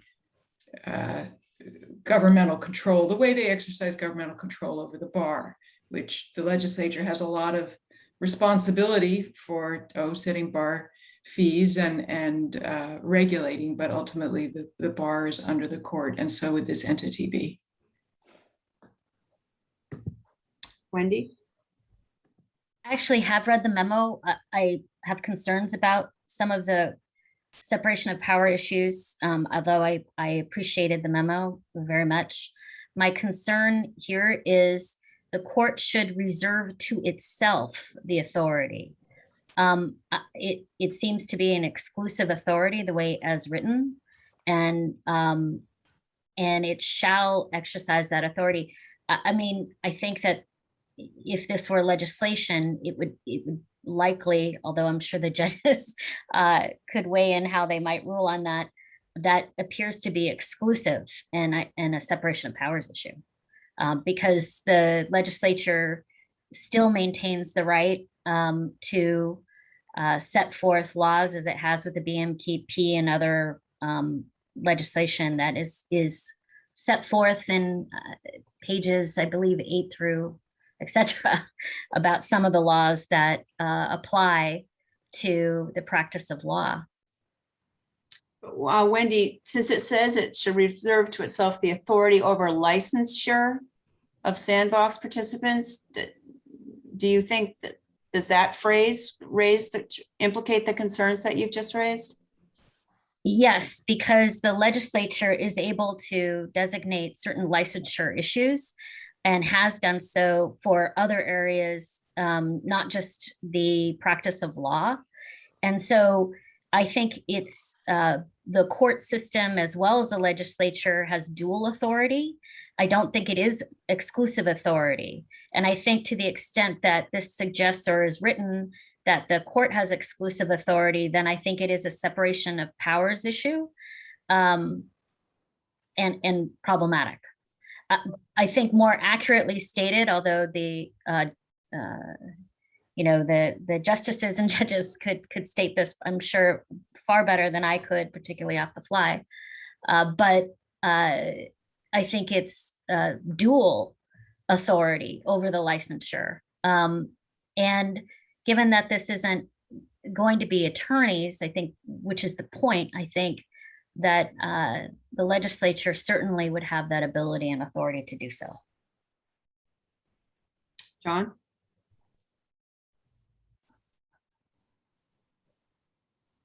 I was just going to mention, I mean, I think what we're trying to accomplish with 3 was to articulate the line between the sandbox regulator as an entity versus the court, and much like the line between the bar and the court. And so those first couple of sentences really help me with the context here, which is it's about, and by the way, we're also trying to make sure there was a state action piece here that, you know, prevented there being some kind of antitrust problem. So those first 2 sentences really, I think, are the heart of this. I mean, if we wanted to say at the very end of this, the Supreme Court shall exercise that authority that deems most efficient and appropriate and in accordance with, you know, the established roles of the court and the legislature and, you know, or something. I mean, I think you could acknowledge that without really changing the substance of this, but I'm not necessarily advocating for that. But if that seemed to be something that would get us past this, this particular objection, I wouldn't have a problem with it. Greg? Yeah, I'll just jump in. The legislature does have a regulatory role over the practice of law. The court does, and it has been stated in several cases, has the exclusive constitutional function of regulating the practice of law in California. The court recognizes that the legislature may impose reasonable restrictions, and it respects those restrictions as long as it doesn't materially impair the court's exclusive function. So we've used different terms: exclusive function, plenary authority is another one. The court, the final arbiter of who gets to practice law in California and the restrictions that are imposed upon them is the court. Challenges to the legislature's restrictions can be brought before the court, and very often they're upheld as being reasonable restrictions unless they do meet that criteria of materially impairing or negating the court's exclusive authority in this area. So Greg, let me ask, from your perspective, is the language that is in 3 now, is that, does that raise concerns for you? I'm not sure if it raises concerns for me. I mean, the court reserves to itself the authority over. I get Wendy's point, and I think that if we could come up with some language that recognizes that the legislature does have a regulatory role here as well, while still understanding that the court has plenary authority. I don't want to try to edit on the fly necessarily, but as long as we can convey that and it's clear, I think it will be fine.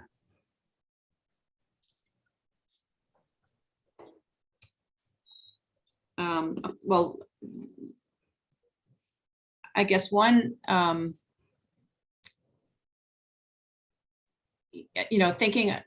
addressing John's point that the purpose of this sentence was to apportion authority as between the regulator and the Supreme Court.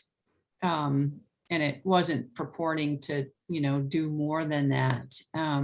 Yeah, and now that I'm looking at it, so authority over licensure, that is an exclusive court function. Nobody is admitted to the practice of law in California unless the court, that's why the court signs everyone's law licenses. So they're certified to the court, and usually it's a ministerial function unless somebody either challenges the denial of admission, which we've seen those. So the authority over licensure, if we're talking about who gets in and who doesn't, that really is an exclusive court function.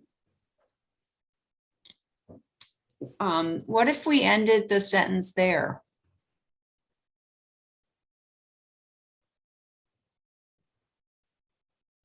I mean, I think the second part of that sentence approval of any governing principles it employs. I think the it there is the regulator. Is that right, John?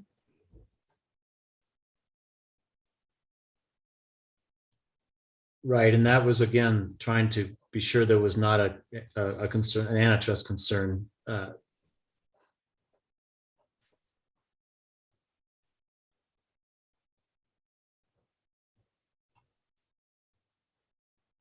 So if we, so and looking at this, I think that at the very least, we should change it to the sandbox regulator, just to be clear, because it is not specific in that I think the context. first sentence also really addresses the antitrust concerns adequately. Yeah. Right. They must act pursuant to clearly articulated state policy.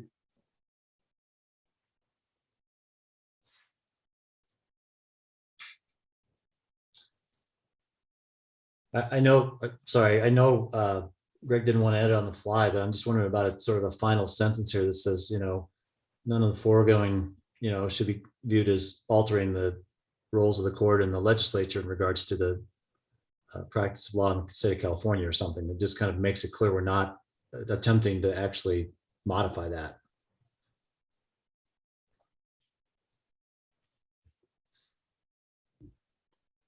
This final sentence, is that what you're referring to, John? I'm saying Shall just exercise that- I'm saying after that, none of the foregoing, is meant to alter the existing roles of the court and the legislature in regards to the practice of law in California.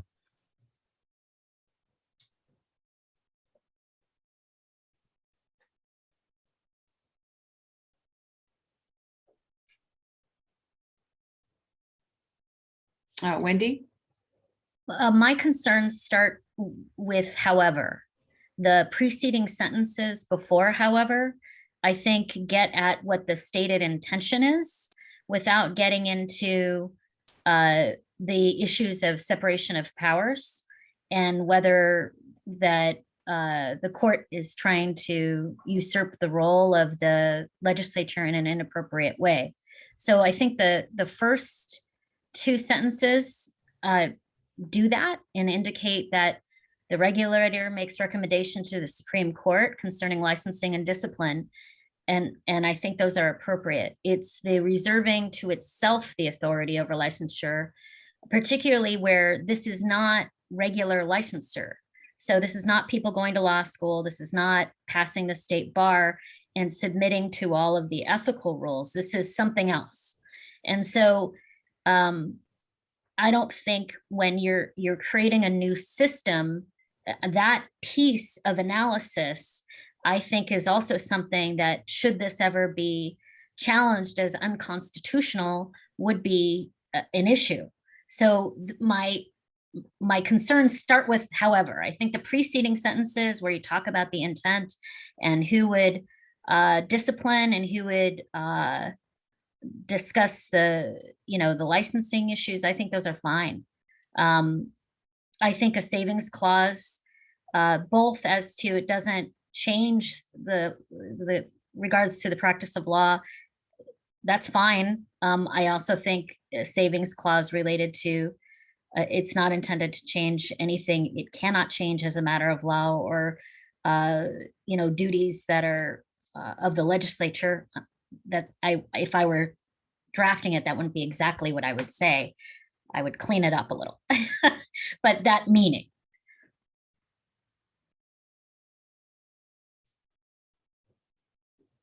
Greg, do you have your hand up still? Oh, no, sorry. It's a residual.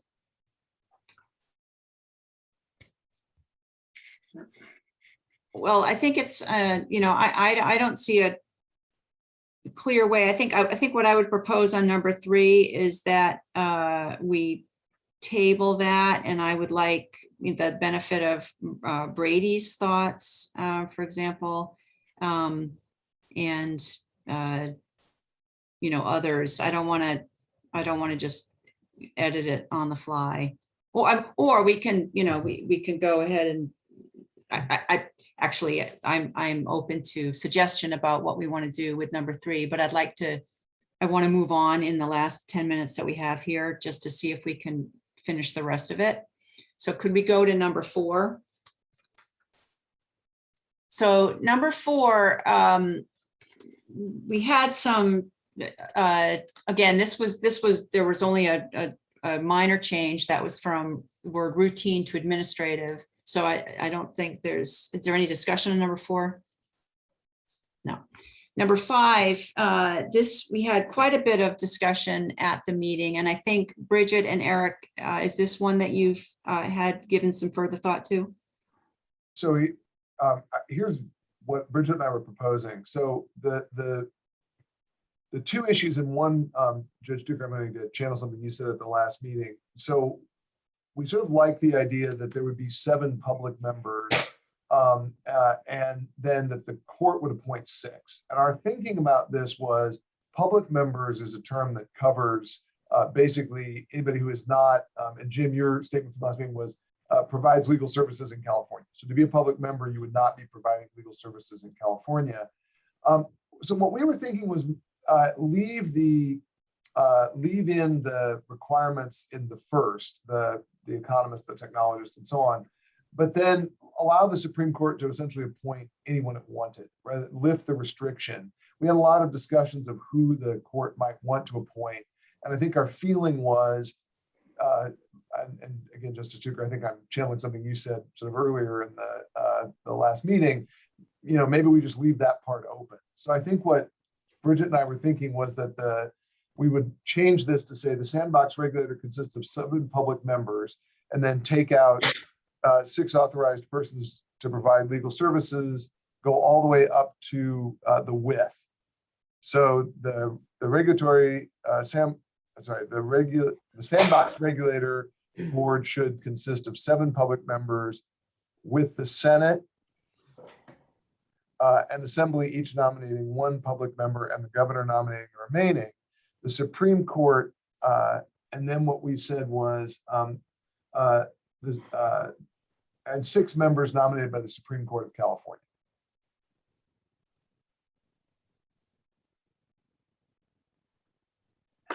And then take off the legal services provider.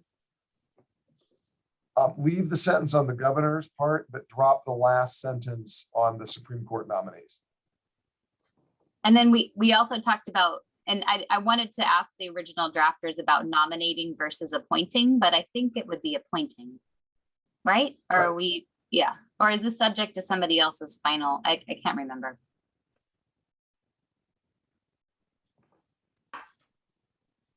Well, that's a good question. And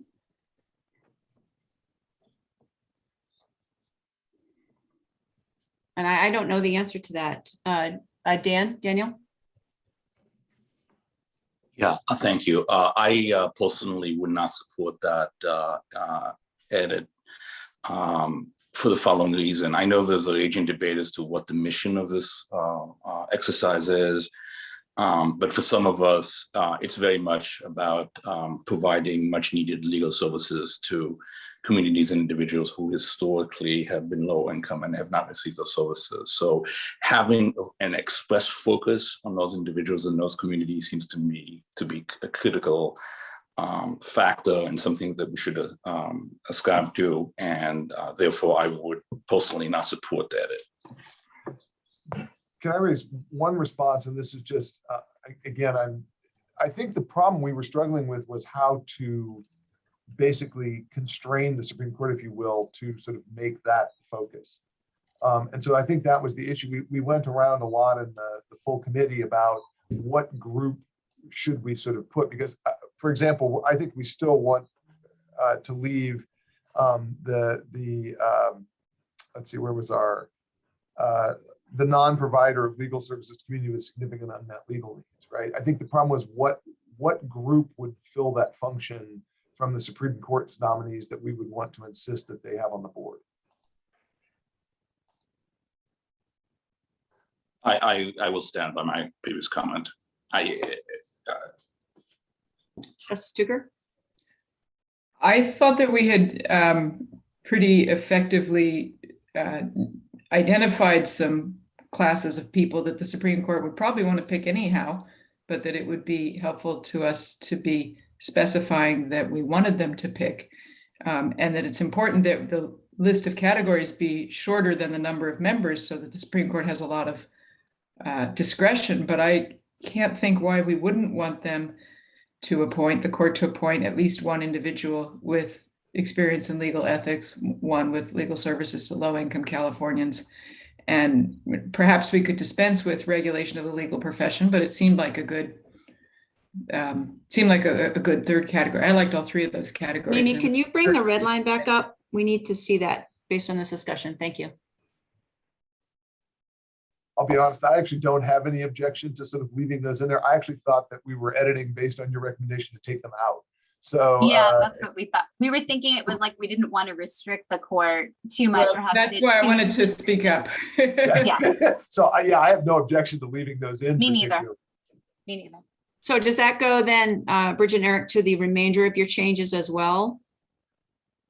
These taking out the 6 persons authorized to provide legal services, et cetera, with those changes then come out given this? I would still not restrict that to the Supreme Court people authorized to provide legal services. I think in some sense, the Supreme Court personally should have more flexibility, and that it may have people that don't fall into those categories. I think for reasons we've talked about, having public members appointed by the legislature who are not in the legal services market is important, but I would personally support giving the Supreme Court flexibility to choose people who might or might not be legal services providers as they saw fit. So if I could just jump in, we do have the problem someone mentioned before that legal services is described in 2 different ways. Yeah. Legal services at the bottom in the sentence we just restored is legal services to low-income Californians, whereas the legal services that was in the second line, that's someone's phrase that they prefer to lawyers. Myself, I like lawyers, but I understand the idea is to broaden beyond lawyers to include paraprofessionals should we be licensing such.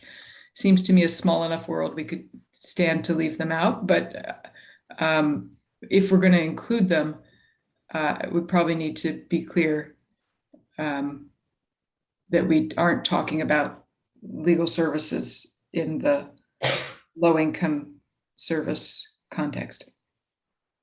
Donna? Yeah, I just want to be cautious about the reference to low income and perception that that's going to create in the legal services community, that the intention is to provide services to their client eligible population, and suggest that maybe we expand to say low or moderate income Californians.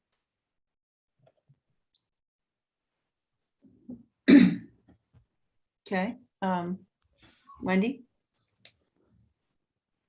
I wanted to reiterate Daniel's and Justice Tucker's commentary about, in making sure that the specificity is there related to providing low-income Californians. I think low income is widely understood as a term and is utilized in other legislation. Moderate income, I'm unfamiliar with what that definition might be. And I think that would need to be explored. I don't think moderate income was also within the mission of providing legal services to those people who were underrepresented. Additionally, it appears we're taking out the 6 attorneys. And so I think that that's problematic. Just like if this were about medicine, I'd want people who actually had practiced medicine previously to be able to weigh in. And so it appears that this is simply taking out the role of attorneys altogether, unless the governor and the state and assembly decided to add attorneys. And I think it's important to include those. I also agree that it's individuals with legal ethics and regulation, although not necessarily a prior regulator, is important in order to make sure that we have the best outcomes for consumer protection. So we're actually at the end of our meeting time. So what we have here are, we haven't gotten to number 6, number 5 is in flux, number 3 is in flux, and we haven't voted on any of these. So I'm open to suggestion about how best to proceed. I see a lot of hands up. If anyone's residual, please take it down so I can try to figure out where we go from here. And then I'll just, Daniel. Okay, you're residual. Donna? Mine is residual, but if you want to change moderate to modest means, that's certainly an approach. That is a term that does exist in statute, but I would disagree with the notion that this group was formed entirely to provide a regulatory sandbox that would help low-income Californians that would otherwise qualify for free legal services from legal aid providers in California. I don't think that you would find that limitation in the group's charter. Andrew? I was just gonna offer an idea for an edit there to just remove lower moderate income and just put Californians in general, because that would get around us having to kind of put in words that might be kind of relative as well. Low income in LA might not necessarily be low income in the Central Valley, might not be low income in the north of California as well. And I know that we're tying it to the suggested kind of previously understood wording, which I think is problematic for the reasons that we just heard from Donna. So because of that, my edit recommendation would be to just remove those barriers at all. John? You're on mute. I know time is short, but I would just say if we have rather clear consensus around paragraphs A, B, and C, or whatever it is of this document, maybe we could call a vote on those so that we can check that off as done. Sure. Entertain a motion. Sure. Eric, our resident parliamentarian, apparently.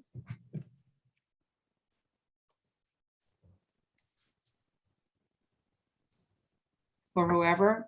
Do I hear someone want to make a motion? Yeah, I'd go ahead and make the motion that we advance the recommendations on 1, on 2 with the edits indicated on the screen. Defer on 3. Can you scroll down, please, Mimi? We move forward with 4, defer on 5 and 6. So 1, 2, and 4 would be my motion that we move those forward. Is there a second? Second. Is there any discussion? Wait, Donna, do you have your hand up?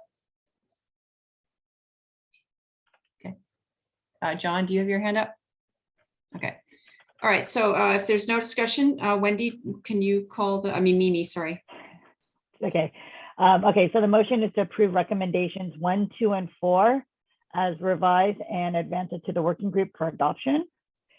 Mary Baldwin? Yes. John Lund? Yes. Andrew Arruda? Yes. Judge Wendy Chang? Yes. Dan Grunfeld? Yes. Eric Helen? Yes. Wendy Mussel? Yes. Jim Sandman? Yes. Thank you.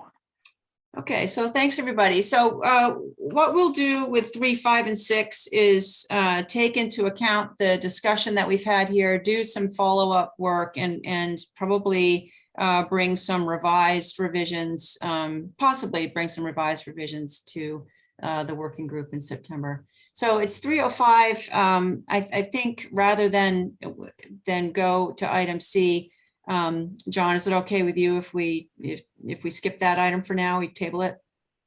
Yeah, sure. Okay, well, thanks, everybody. It's, good work, tough issues and some progress. So thanks, and we'll see you all soon. Take care, everyone. Bye-bye, everybody. Bye.